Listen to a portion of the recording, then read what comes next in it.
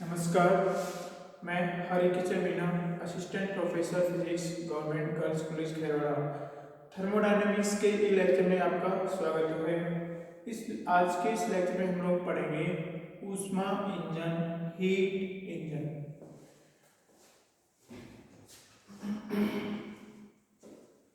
ऊष्मा इंजन, ऊष्मा इंजन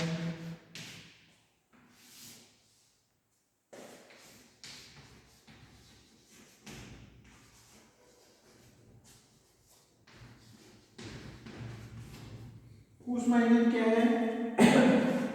ऊष्मा इंजन एक ऐसी युक्ति है या डिवाइस है जो ऊष्मा को कार्य में परिवर्तित करती है। ठीक है, तो ऊष्मा इंजन किसको बोलते हैं लोग?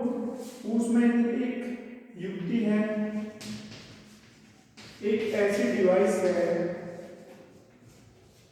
जो जो क्या करती है? डिवाइस ऊष्मा को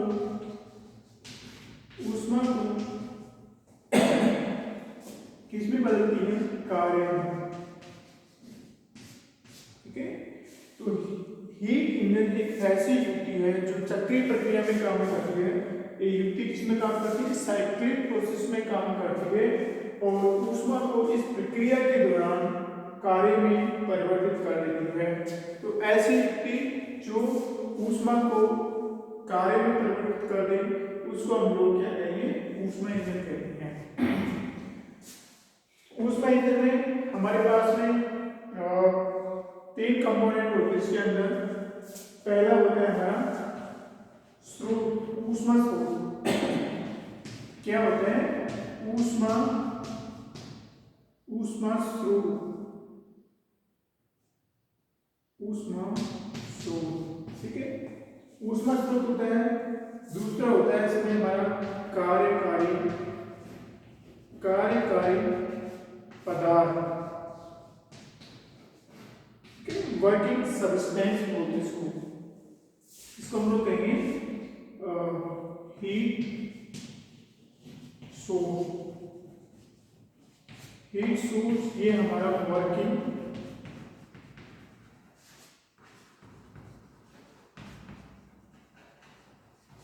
सब्सटेंस है।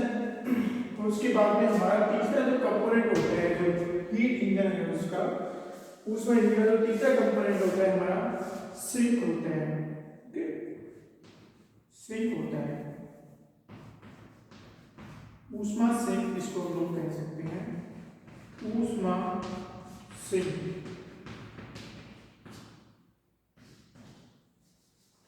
Heat sink.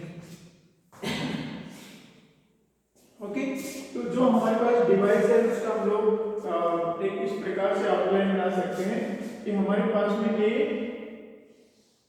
ये क्या है? ऊष्मा स्रोत है। इसको हम लोग एच ऐसे शॉर्ट समझने के लिए रिप्रेजेंट करते हैं। हीट सोर्स है। उसके बाद में हमारे पास में कोई कार्यकारी पदार्थ है। ठीक है,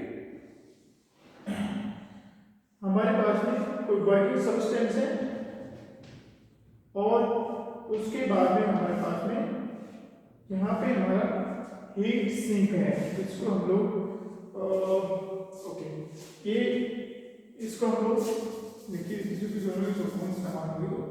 ऊष्मा स्रोत ये हमारा ऊष्मा सिंक है। ऊष्मा सिंक, ये हमारा ऊष्मा सिंक हो गया। तो क्या करता है? इसमें हमारे तीन कंपोनेंट हो गए। ऊष्मा स्रोत हो गया, वर्किंग सब्सटेंस हो गया और ऊष्मा सिंक हो गया।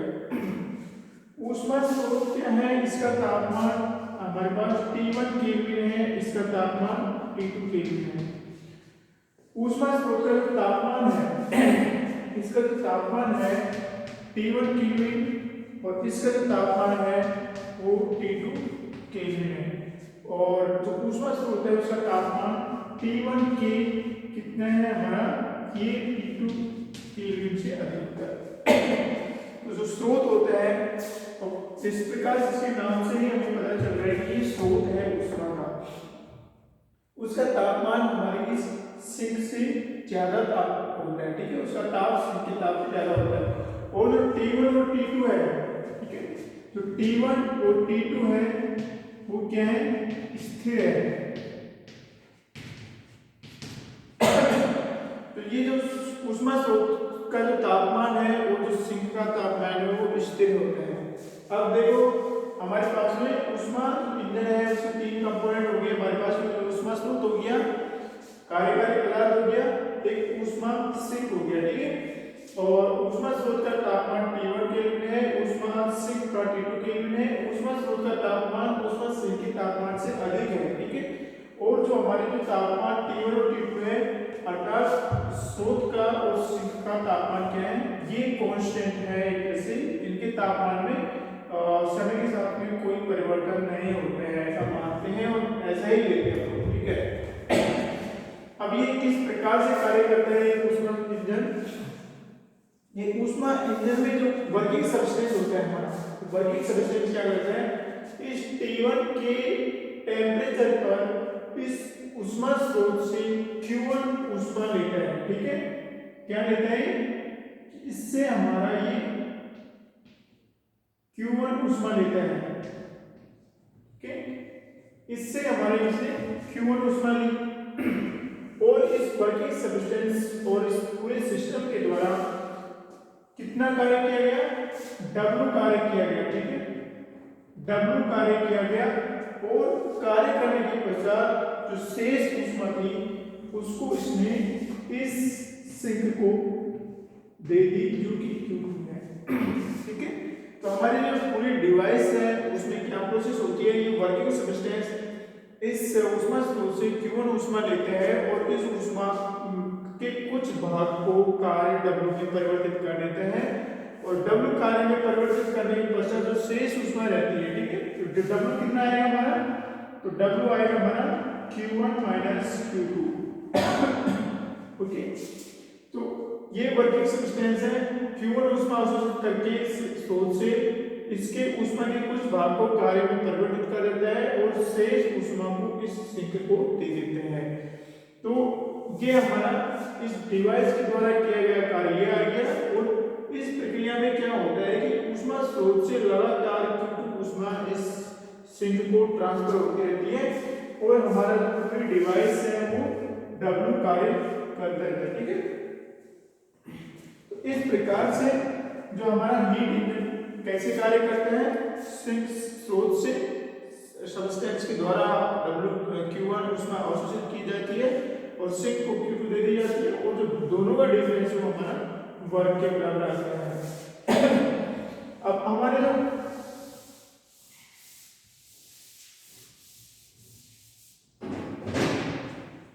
जो हीट इंजन है उसकी दक्षता कितनी होगी, ठीक है, ऊष्मा इंजन की दक्षता, ऊष्मा इंजन की दक्षता, ऊष्मा इंजन की दक्षता होगी हमारी इस ऊष्मा इंजन द्वारा किया गया कार्य डिवाइडेड बाय ऊष्मा स्रोत से अवशोषित ऊष्मा, ठीक है। तो ये कितनी होगी हमारी इंजन द्वारा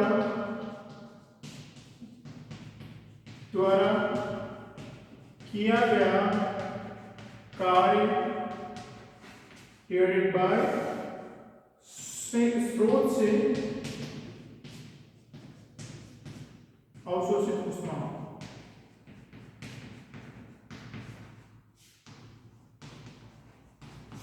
ठीक है। तो ये दक्षता है, हम इसको ईटा के द्वारा रिप्रेजेंट करते हैं। तो हमारी ईटा कितनी आई, ईटा आ गई हमारी इंजन द्वारा किया गया कार्य कितना है हमारा W आ रहा है।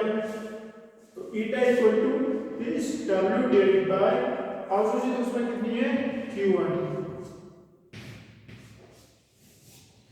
तो ये हमारी eta equal to W divided by Q1 आ गई। इस प्रकार से हमारा कोई ऊष्मा इंजन है उसके द्वारा किसी स्रोत से ऊष्मा स्रोत से अगर Q1 ऊष्मा अवशोषित करके W कार्य किया जाता है तो उसकी हम लोग दक्षता निकाल सकते हैं कि ये कितनी ऊष्मा अवशोषित करने के पश्चात कितना कार्य करता है।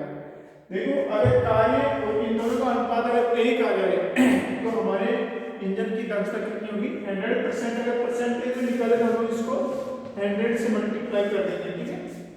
परसेंट में दक्षता करेंगे इसको परसेंटेज में मल्टीप्लाई करेंगे।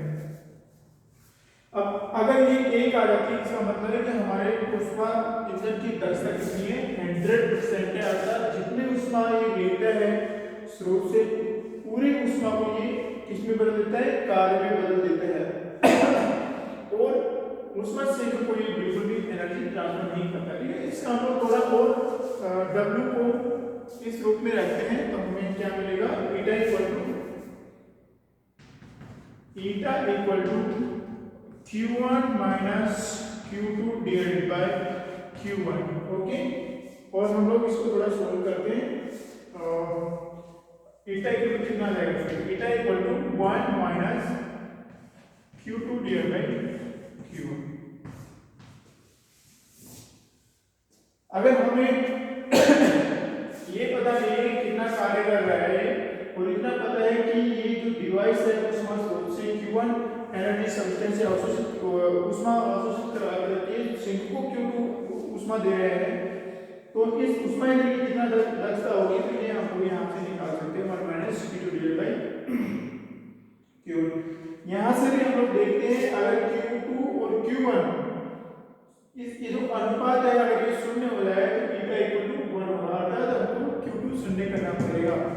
अर्थात ऊष्मा इंजन की दक्षता को 100% या एक करने के लिए परसेंटेज में 100% वैसे, ठीक है। तो इसकी दक्षता 100% करने के लिए क्या होगा, हमारी जो Q2 है वो शून्य होनी चाहिए, अर्थात ऊष्मा इंजन द्वारा स्रोत से ऊष्मा अवशोषित करने के पश्चात ये पूरी ऊष्मा को कार्य में बदल दे। हमने यहाँ से निकाला है कि ये एक कब आएगा तो हमारा W Q1 होगा, अर्थात W इक्वल टू Q1 होगा। यहाँ पे कार्य है उसकी इकाई और जो ऊष्मा है उनकी इकाई हम लोग समान लेते हैं दोनों, ठीक है, ऊर्जा की फॉर्म होते दोनों।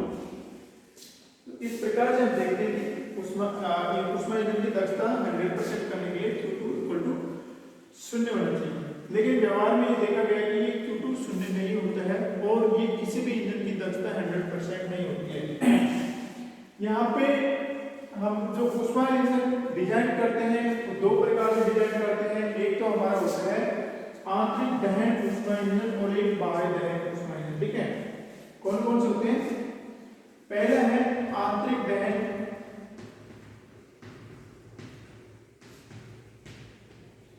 और दूसरा है बाह्य दहन।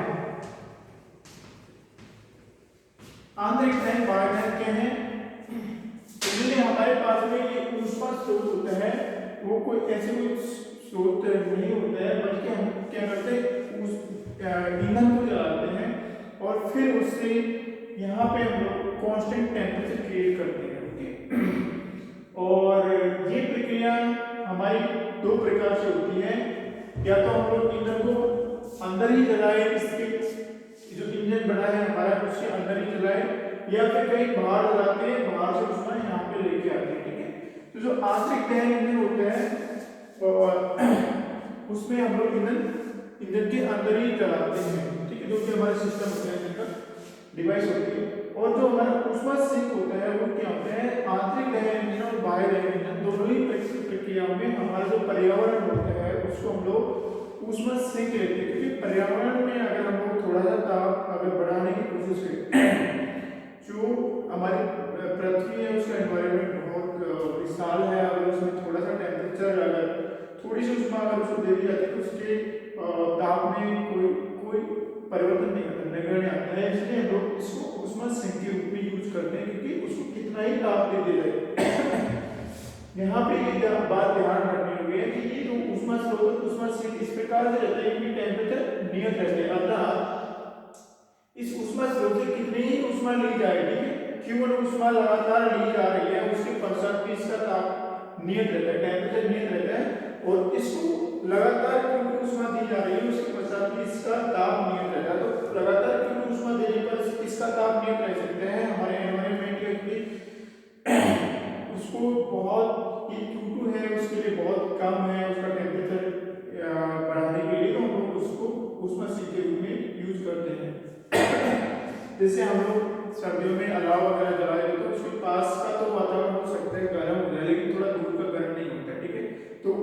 टेम्परेचर ओवरऑल लगभग समान ही रहता है। इस प्रकार से हम लोग जो हमारा वातावरण है उसको सिंक के रूप में यूज करते हैं, उसमें सिंक के रूप में, क्योंकि उसको लगातार कितनी ऊष्मा दी जाए उसके टेम्परेचर में कोई झगड़े होती नहीं है। और जो हमारा ऊष्मा स्रोत है वो क्या मान सकते हैं, ऊष्मा स्रोत हम लोग क्या कहते हैं, ईंधन का दहन करके या तो आंतरिक रूप से दहन करते हैं या बाह्य रूप से दहन करते हैं। वो दहन करने के पश्चात जो हमारे ये स्रोत है यहाँ पे उसका हम लोग टेम्परेचर नियत रखते हैं, ठीक है। तो आंतरिक दहन ईंधन में हम लोग ईंधन के अंदर ही ईंधन का दहन करते हैं। और जो सब कार्यकारी पदार्थ है, कार्यकारी पदार्थ एक ऐसा पदार्थ होता है कि ये यहाँ से Q1 ऊष्मा लेके इसको Q2 दे देगा और बीच में हमारा वर्क हो जाएगा, लेकिन उसकी जो केमिकल जो कंपोजिशन है उसका, वो कंपोजिशन उसका चेंज नहीं होता है। ये कहेंगे कि उसके अंदर कोई ज्यादा ऐसा बदलाव नहीं आता है कि हमारी इस डिवाइस को हानि पहुंचे, ठीक है। वो ऊष्मा स्रोत से Q1 ऊष्मा लेते हैं और इसको Q2 देते हैं और वापस पुनः अपनी प्रारंभिक अवस्था में आ जाते हैं। इस प्रकार का हम लोग वर्किंग सब्सटेंस लेते हैं।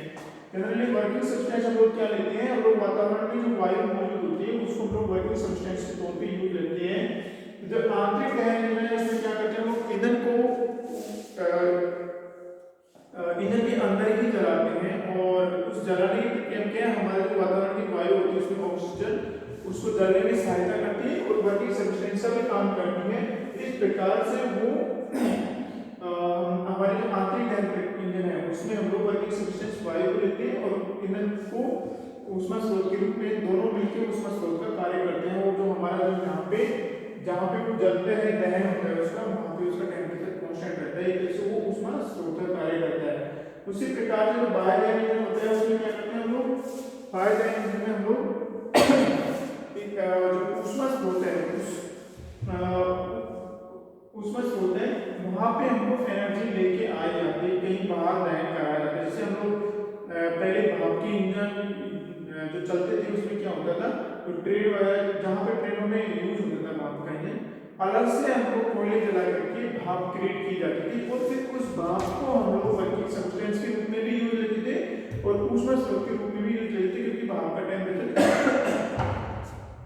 कोयले के द्वारा गर्म करके पानी को और उसकी भाप वाष्प बनाई जाती थी, भाप बनाई जाती है और उस भाप का हम लोग ऊष्मा स्रोत के रूप में यूज करते थे, वो वर्किंग सब्सटेंस के रूप में भी यूज होता था और उस प्रकार से वो कार्यकारी पदार्थ का कार्य भी करता था और ऊष्मा स्रोत का भी कार्य करता था, ठीक है। तो इस प्रकार से आंतरिक दहन इंजन और बाह्य दहन इंजन दो प्रकार से हम लोग ऊष्मा इंजन का निर्माण कर सकते हैं। तो आंतरिक दहन में हमारे मोटरसाइकिल है, कार वगैरह है या ऑटोमोबाइल्स वगैरह है, डीजल इंजन है, ये सारे क्या होते हैं, आंतरिक दहन इंजन होते हैं। इनमें हमारे जो वर्किंग सब्सटेंस तो वायु के रूप में होते हैं और जो स्रोत का कार्य करते हैं वो ईंधन और जो हमारे वर्किंग सब्सटेंस दोनों मिलके जलते हैं इंजन के अंदर, वहाँ पे फूड टेम्परेचर कांस्टेंट रखने का कार्य करते हैं। तो इस प्रकार से वहाँ पे भी लगातार हम क्या करते हैं, ईंधन के अंदर ईंधन और कार्यकारी पदार्थ भेजते रहते हैं और वहाँ पे जब वो जलते हैं तो लगातार जलने के कारण उनका क्या है, वहाँ पे हमारा टेम्परेचर कांस्टेंट रहता है। तो इस प्रकार से हमको एक स्थिर ऊष्मा स्रोत की प्राप्ति होती है और वहाँ से जब वर्किंग सब्सटेंस द्वारा कार्य संपादित किया जाता है तो जो शेष ऊष्मा है वो वातावरण को ही दी जाती है, अदरवाइज अगर वातावरण को नहीं दी जाए तो हमारा जो डिवाइस गर्म हो जाएगा, वो कार्य नहीं करेगा, ठीक है, डैमेज भी हो सकते हैं।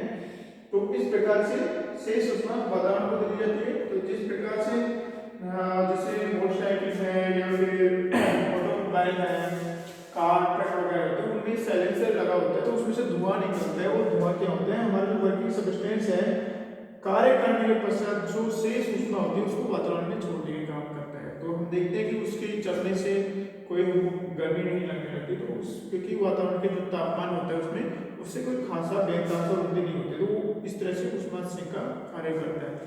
ये हमारा ऊष्मा इंजन का लेक्चर समाप्त हुआ। नेक्स्ट लेक्चर में हम लोग इसी से रिलेटेड अध्ययन करेंगे कार्बन इंजन का, ठीक है। कि जो आंतरिक दहन इंजन है ये कई प्रकार के होते हैं, अलग अलग प्रकार के, उनका लोग अध्ययन करेंगे। देखने के लिए शुक्रिया।